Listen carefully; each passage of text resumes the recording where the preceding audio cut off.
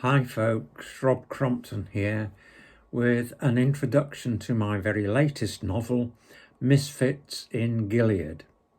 This is the third of my novels featuring the Fellowship of Gilead, which is a fictional religious sect or cult based on the Jehovah's Witnesses. All three of my Gilead novels tell the stories of people who've been affected in one way or another by the way that Gilead has treated them. Leaving Gilead and The Dark Side of Gilead both told the stories of people who'd broken free and paid the price. Misfits in Gilead is rather different because the players here have not yet broken free. Laura, the main character in the book, is a teenager who was never fully committed to the Gilead way of life or belief. She'll make her bid for complete freedom once she becomes fully independent. Owen Shafto, on the other hand, though he is quite clearly a misfit, is a schemer who intends to make a name for himself as a reformer from within. My inspiration for Misfits came quite some time ago when the Watchtower magazine carried an article reminding faithful witnesses that they must be completely loyal to the central leadership. Nothing new there, of course. But what particularly struck me in this particular article was when it said that as they draw closer to the Battle of Armageddon, it could be that the instructions which they receive through the Watchtower's regular channels could appear to make no sense from a human standpoint, but still they must obey without question. Oh wow, I thought, now there's a temptation, surely, for someone to hack the system. And the more I thought about that crazy idea, the clearer the picture became of somebody working away from within. Nothing too dramatic or outlandishly crazy. Someone just gaming the system to his own advantage, perhaps. And slowly, the character of Owen Shafto emerged. Misfits in Gilead is a very short novel. It's about half the length, perhaps, of my earlier Gilead novels. In some respects, it's a bit like the kind of drama series that I enjoy watching on television. The sort where each episode or pair of episodes is a complete story in its own right, but where the whole series of those individual stories is itself another overarching story. I guess that means that I should carry on with another Misfits novel and maybe discover whether Shafto ever does pull off that great Gilead hack. Or I could see how Laura's and Becky Ann's lives turn out as they go through university and eventual graduation. So yes, I guess Misfits comes with the promise of an episode 2 to follow up. For now though, let's take a look in on the early part of Misfits in Gilead. This extract comes from chapter 2 and the beginning of the following chapter. Laura kept thinking of an afternoon long ago in school. It was always lurking at the back of her mind, waiting to jump forward into her thoughts. If only she could go there and somehow stop it from happening, then none of the rest would have happened. Well, some of it would. What if she could have foreseen it and fallen off her bike and broken her leg? Then her dad would have taken her to hospital, and his day would have been so different. He would still have been around to live his life and enjoy his bike rides. And of course, to tell her the rest of the tale that he had tantalizingly begun on their last bike ride together. And none of the awful aftermath would have happened. They were coming to the end of the afternoon in school. It was a double period of maths, and Mr. Haslam was already stuffing his briefcase while the class were still jotting down the details of their homework and waiting for the school bell to mark the start of the weekend. The head teacher came into the room and, with her back turned to the class, whispered something to her new young colleague. "Okay, guys," he called when she'd done. "Class dismissed, but not until the bell goes. Have a good weekend."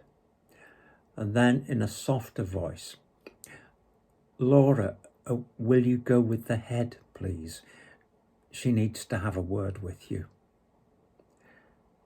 Wondering what on earth was going on, Laura did as bidden, and Haslam, though not directly asked to do so, followed close behind.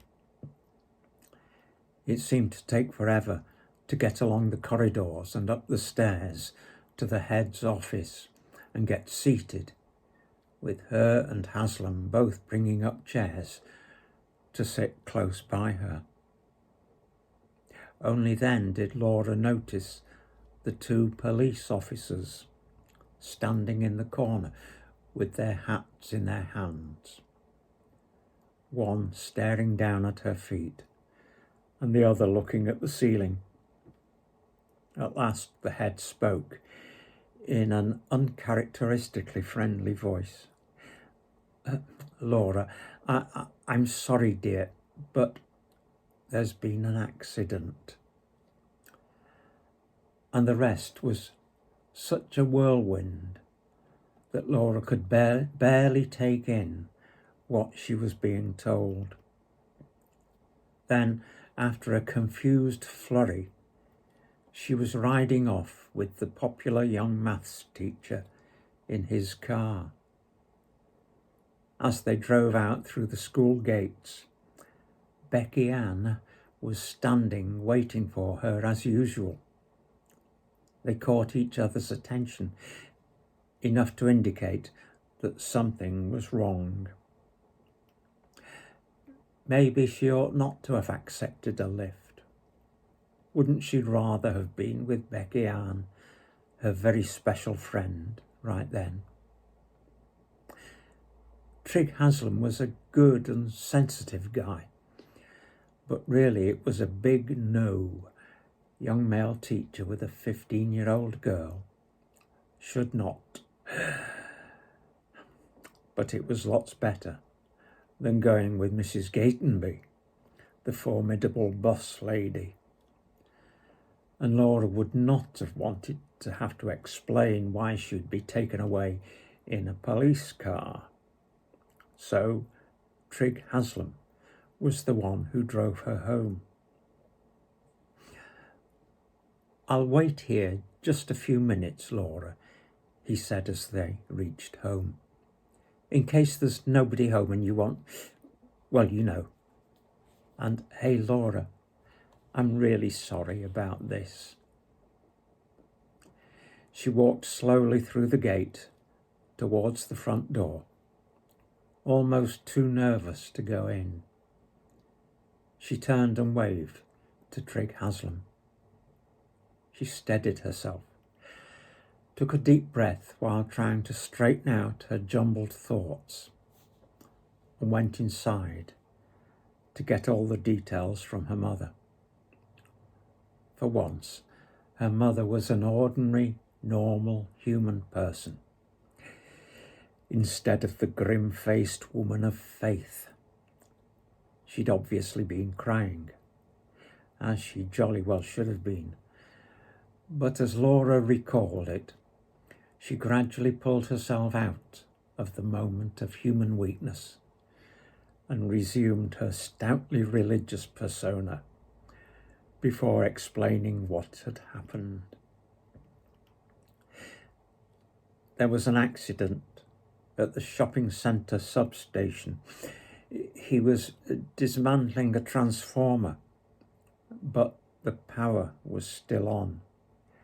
So the whole transformer and the whole substation burst into flames. There were 3 of them in there. "And Dad?"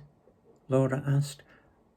This was almost inconceivable. Her dad was so safety conscious that it was unimaginable that he could have failed to check and double check that the power was disconnected.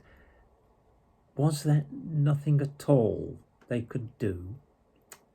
No, there wasn't. He died long before the ambulance or the fire engines got there.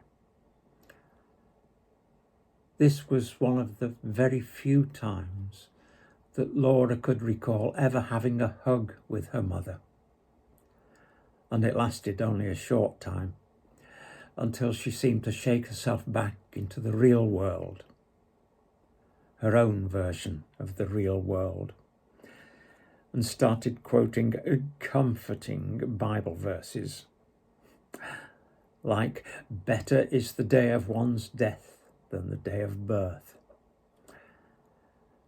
Unable to take very much Gilead-type comforting, Laura went to her room and flopped onto her bed. A WhatsApp message pinged onto her iPhone. "Hi, Laura," it said. "What was that about? Want to talk? Hugs, Beck." As though all that wasn't a low point, things began to go further downhill, until a few months later, when everything at home had become completely crazy and she decided that enough was enough. She would have to put a stop to all the Gilead garbage as soon as she was able. She loved her dad. They understood each other, and he was really cool and relaxed. And although he was a regular at the Gilead Hall, and even gave public talks and turned in a monthly report of time spent in the ministry, knocking on doors, selling magazines, or standing gormlessly beside one of their literature displays in the street. But he was always only on the fringe. He would even confide in Laura with his doubts about the whole one true religion notion, when there was nobody around who might overhear. Other Gileads had it tough. Other Gilead kids had it tough, being made to follow all the crazy rules like no dolls, no birthdays, don't read Gilead books, non-Gilead books, and all the rest. But things were different for Laura. She remembered the time when her dad quite breezily signed the form for her to get a young reader's library ticket. The public library stood by the gateway to the park and the playing fields. It was an attractive red brick building with a pair of doors in the middle, where you go in on the left and come out on the right. For a Gilead girl, it was a big, scary place full of temptations. And going in there was rather like Laura thought it would be if she walked into a cathedral. What a terrible place. There would be demons lurking behind every pillar and bookshelf, and the devil himself would be climbing in through the skylight high above the maze of bookshelves. That's what she was supposed to think, but Laura was a Gilead misfit, and to her it was super and exciting, a place for exploration. Clutching her bright new library card, she walked slowly into the young readers section and surveyed the rows and rows of bookshelves. There were books to take her on adventures of make-believe. There were books about sports, about music, trees or animals or birds, or books about fun things to do and fascinating people to read about and get to know. Behind every book, on every shelf, there was a man or a woman sitting comfortably in an armchair with a mug of tea or a glass of wine, and they were smiling and thinking about what to write next. Laura would join them one day. She scanned the shelves of fiction, books she had never heard about, and more books she had never heard about. She spotted one book that maybe was familiar, Lord of the Rings. So she took it from the shelf and went across to one of the non-fiction sections. What should she try? Take one, any. She picked up one with the title British Birds of Prey. Yes, that would be the one. She took those two books to the desk to get them checked out. And then, with them securely tucked away in her school bag, she went home and knew already that she was most certainly going to be a real library mouse. Not a Gilead girl, a library mouse. Without her dad, that would not have been possible. And suddenly, he wasn't there any longer. But she would make sure that he was present. Every time she closed a book at the end of the final chapter, she would listen for him saying, "Tell me about it." And every time he hinted at something interesting, she would say, "Tell me about it." And that story which he was going to tell her before he died, somehow she would make sure that he could tell her. Whatever that story was, it would not be right for it to go untold. Paul Wallace stepped in right away. Brother Wallace, the elder who had conducted the funeral, which he turned into an opportunity to rabbit on about our treasured belief in resurrection and the coming great paradise here on this earth, restored to the glory of Eden. But he said bugger all about Laura's dad, or how he had helped her to set out on her life's adventure.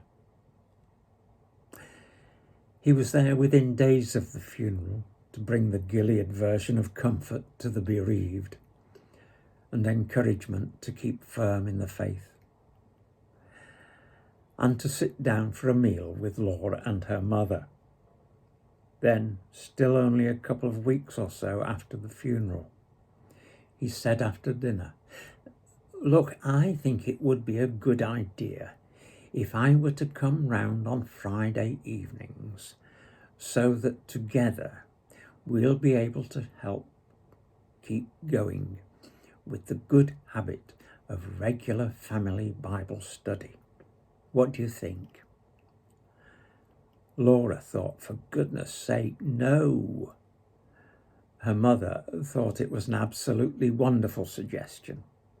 So there he was every Friday evening, straight from his workplace to catch a meal and then play Happy Gilead Family with a paragraph by paragraph read through of Gilead's most dumbed down book, The Teachings of Scripture. What made it so much worse was Wallace's habit of carefully explaining things that didn't need explaining at all. Like when there was a mention of Jesus feeding the 5,000.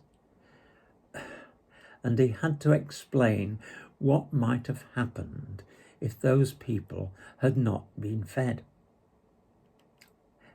They would have gone hungry. Think about it.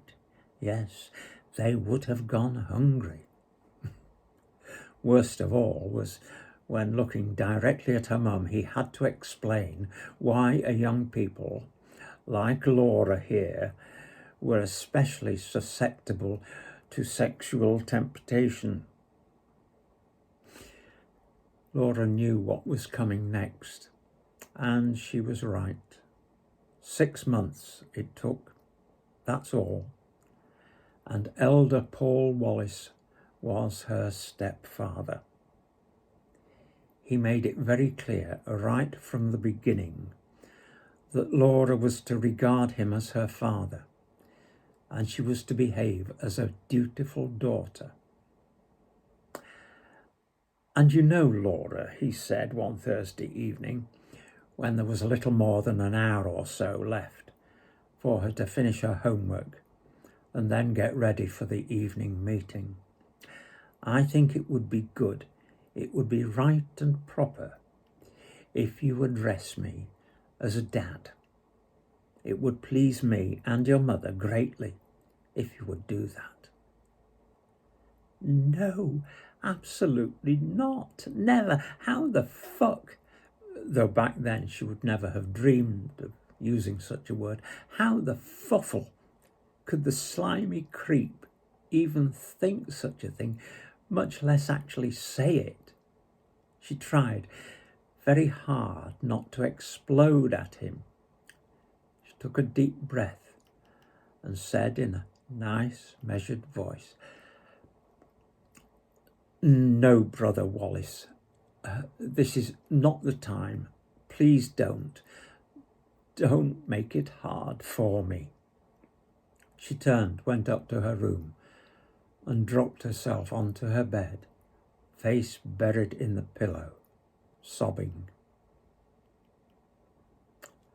About an hour later, feeling calm, though still angry, she went downstairs, assuming that Wallace would have realised he should back off his outrageous demand. But he did not. He called her into the living room, where he and her mother were already getting things together in readiness for the meeting at the Gilead Hall. Both looked very stern. It was her mother who spoke. "Now, Laura, your new father tells me you have been insubordinate towards him. So listen to me, girl. While you are living in this house, you will do exactly as you are told. You will follow the rules, all the rules. And you will begin by apologising to your new father right away." "What? Say sorry?" "No, I will not. The only sorry I will say to you, Brother Wallace, is I'm sorry my mother married you." She turned to leave the room again, but Wallace rushed up to her, grabbed her arm and spun her round to face him. "What did you say, young lady?" "You heard me. Now let me go, you creep." He hit her, one hard slap across the face, then pushed her toward the door. "We're on our way to the hall in 10 minutes, so get yourself down here ready to go," he called after her. And if you would like to read the rest of the story, Misfits in Gilead, you can find the book via the link which I'll leave in the comments below. So thanks for listening, folks, and bye for now.